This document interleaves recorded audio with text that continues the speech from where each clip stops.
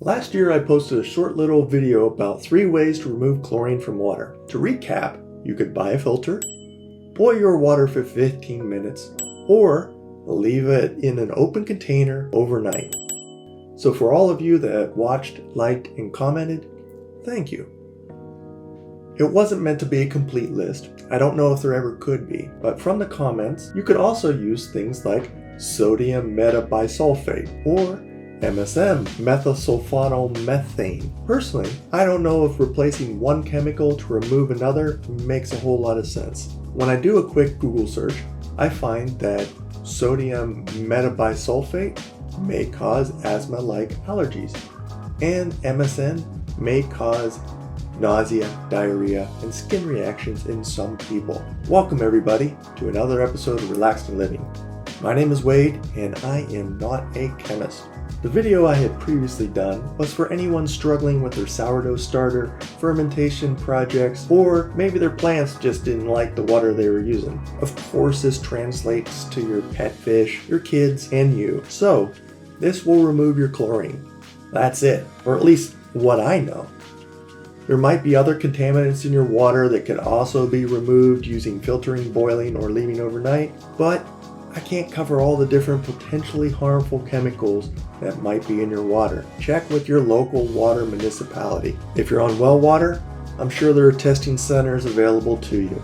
Then there was this one particularly snarky comment about that all tap water has chlorine and chloramines in it, and that the only way to remove it is using sodium thiosulfate. First and foremost, Tony, go f*** yourself. Secondly, learn to use spell check and stand up for your rebuttals. When I do a quick search on sodium thiosulfate, I see that basically if your city uses ammonia and chlorine, then it creates these things called chloramines in your water.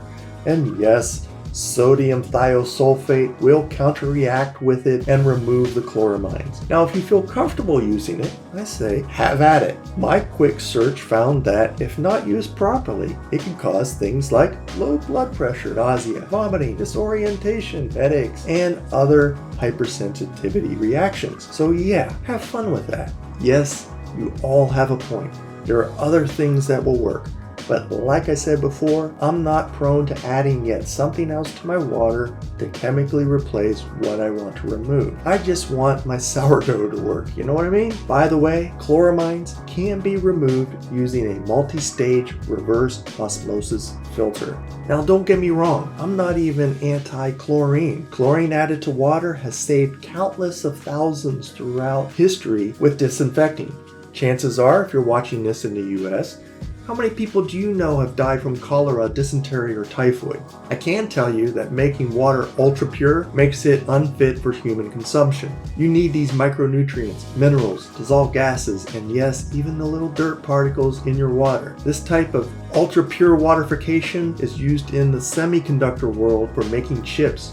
And if you were to take a swig of it, it would leach things out of your body like potassium, magnesium, and other minerals from you. So now you've entered into the world of ultra purification and what's good for you and what's not. All this is out of my depth. I admit this. If you taste something or smell something in your water, I wouldn't be drinking it. And that metallic taste might be something like iron or rust. That earthy taste might come from algae. What the hell do I know? I do know that water shouldn't have a taste. And it shouldn't kill your sourdough or your fermentation, or your fish, or your kids, or you. Try boiling it, leaving it overnight in an open container, and if that doesn't work for you, by all means, buy yourself a nice water filter. That's it for today. Stay relaxed.